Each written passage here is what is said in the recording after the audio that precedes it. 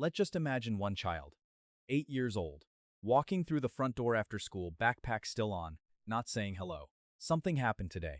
You can see it in how they are carrying themselves, the slight heaviness, the way they drop their bag without the usual noise they make. A friend said something that hurt, or left them out, or chose someone else. The details do not matter yet. What matters is that this child is standing in front of a parent, carrying something, and waiting, without knowing they are waiting, to find out if it is safe to put it down. That moment, that child, that doorway. We are going to walk through it 5 times, each time with a different parent in the room. And by the end of the 5, you will understand not just what the research says about parenting styles in theory, but what it actually feels like to grow up inside each one, and what it quiet teaches the child who grows up there.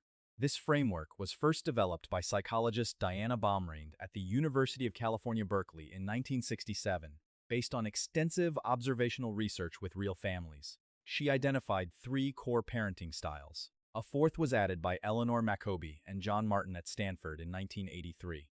A 5th has emerged from more recent research on overinvolvement. Together, they map the full range of how parents show up for their children. And one of them is going to feel uncomfortably familiar. Okay, let's begin from the first living room.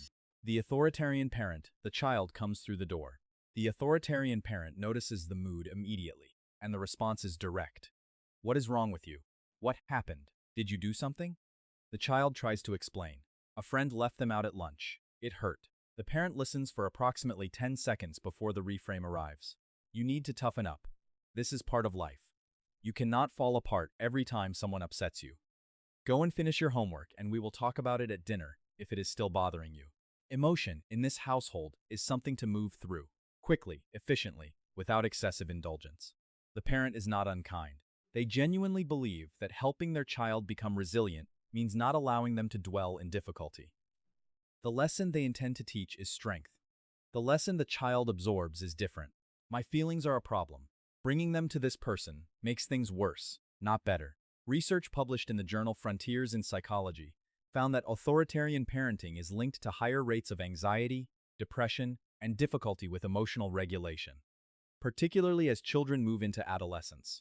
A research review integrating empirical studies from 2015 to 2025 found that children from authoritarian families show lower emotional intelligence, higher anxiety and depression, lower self-esteem, and poorer social skills, with the psychological mechanism being emotional suppression and avoidant behavior. The adult this child becomes often knows how to perform in every social and professional context, and often does not know, in any deep sense, what they actually feel, because the feelings were consistently redirected before they could be processed. The second living room. The permissive parent. The child comes through the door. The permissive parent sees the mood and moves toward the child immediately. What happened? Tell me everything. Come and sit down. Do you want a snack? I will get you something. You look exhausted. The child tells the story. The parent responds to every detail with warmth, agreement, and complete validation. That friend sounds terrible. You deserve so much better than that. I am going to call her mother. Actually, we should plan something fun this weekend. Just you and me, to make up for this awful day. The child feels loved, completely, immediately, fully loved. And the problem has been lifted out of their hands entirely. The parent has absorbed it, reacted to it, and is already planning to manage it. The permissive parent operates from a deep reservoir of love and an equally deep discomfort with their child's distress. They believe that comfort is care, that a child who feels bad is a child who needs to feel better, immediately and with full parental support. Eleanor Maccoby and John Martin's expanded research framework describes permissive parenting as characterized by high responsiveness and low demandingness. The parent is emotionally present and nurturing, but sets few expectations for the child to navigate difficulty independently.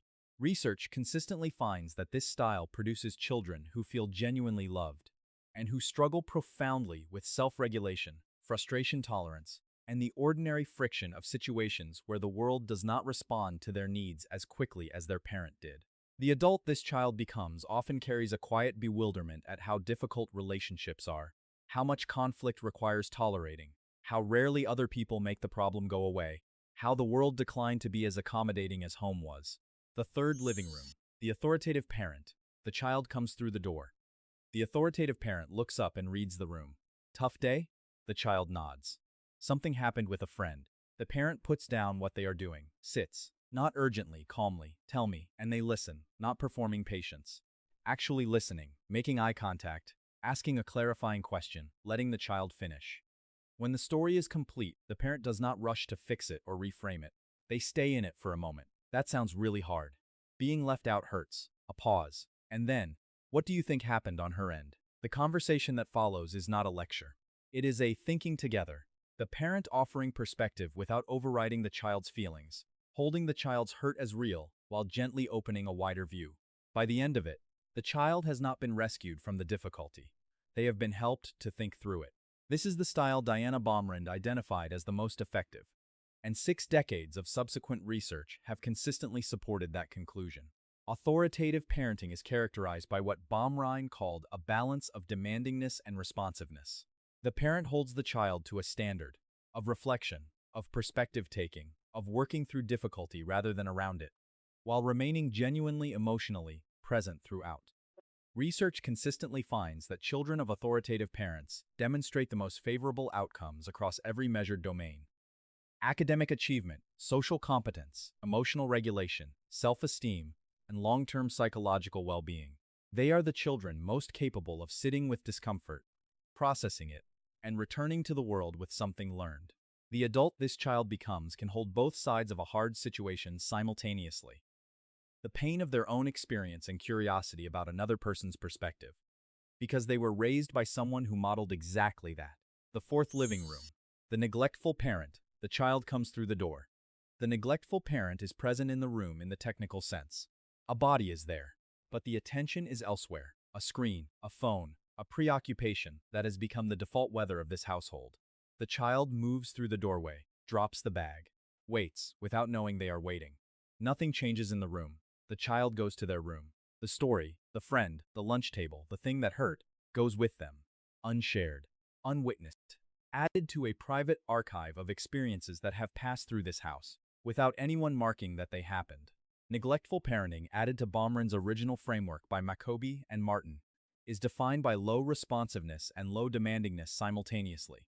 The parent neither nurtures nor structures. They are simply absent, whether physically or emotionally, from the relational life of their child. The research on outcomes for children raised in neglectful households is the most stark in all of parenting-style literature. Baumrind's longitudinal work found that these children show the poorest outcomes across every developmental measure. Higher rates of insecure attachment, lower self-esteem, significant difficulty forming trusting relationships, and the highest rates of behavioral and mental health difficulties across adolescence and adulthood. What the child in this living room learns is not that the world is cruel, something quieter and more damaging. They learn that their experiences do not produce a response in the people who are supposed to be paying attention. And that lesson, absorbed across hundreds of doorways exactly like this one, becomes the deepest belief they carry about their own significance. The adult this child becomes often works very hard to matter, and often cannot quite believe it when they do. The 5th living room. The overinvolved parent, the child, comes through the door. The overinvolved parent is already moving toward them before the bag hits the floor. I could tell from your face when you got out of the car. What did she do? Tell me exactly what happened. Word for word. The child tells the story. The parent's reaction escalates alongside it, growing more indignant, more certain, more mobilized with each detail. I knew that girl was trouble. I am going to text her mother tonight. Actually, I am going to call the school tomorrow. No child should be treating you this way. You should not have to deal with this. By the end of the conversation, the parent is angrier than the child. The child has been entirely relieved of the difficulty, not by being helped to navigate it, but by watching someone else take it over entirely.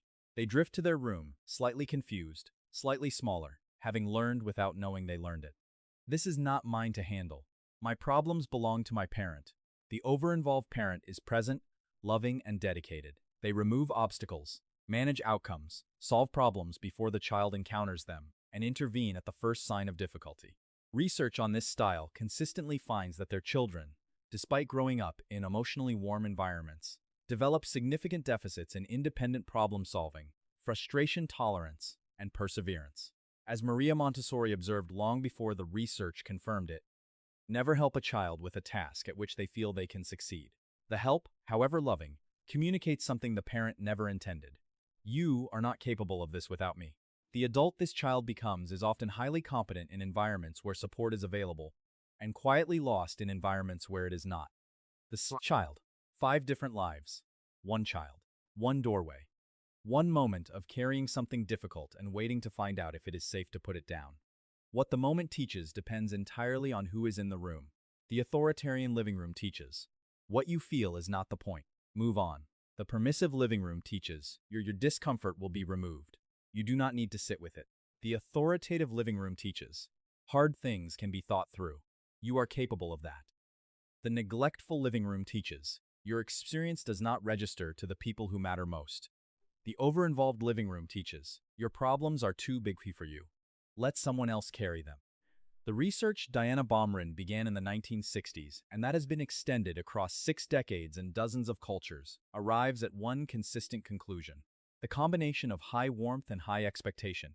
A parent who genuinely receives the child and genuinely holds them to the work of growing produces the most resilient, socially capable, and psychologically healthy adults.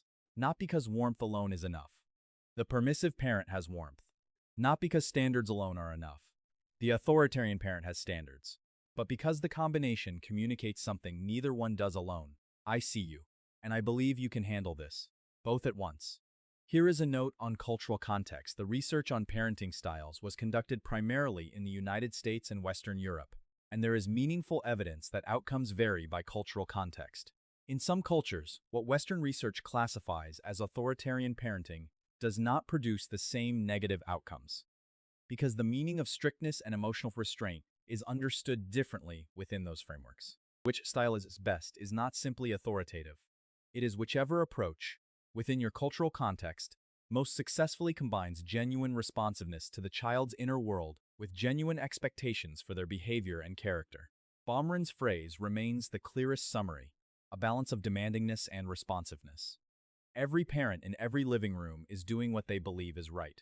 The authoritarian parent believes firmness is love. The permissive parent believes comfort is love. The neglectful parent is often someone whose own unmet needs have consumed the resources that parenting requires. The overinvolved parent believes protection is love. All of them are parenting from something real, and all of them are missing something. What the research points toward, consistently, across decades, is a parent who holds both things simultaneously. Warm enough that the child always knows they are received. Firm enough that the child always knows they are capable. That is not a style you are born into. It is a practice you return to, imperfectly, across thousands of ordinary moments that will accumulate into the person your child becomes. The door will open again tomorrow. Who will you be when it does? If this video gave you a clearer picture of where you stand, share it with a parent who is asking the same questions. Leave a comment telling me which living room felt most familiar. And subscribe, because this channel exists to give parents the research they need to show up more intentionally in the moments that matter most. Until next time, be warm, hold the line, and remember the two are not opposites. They are the whole thing.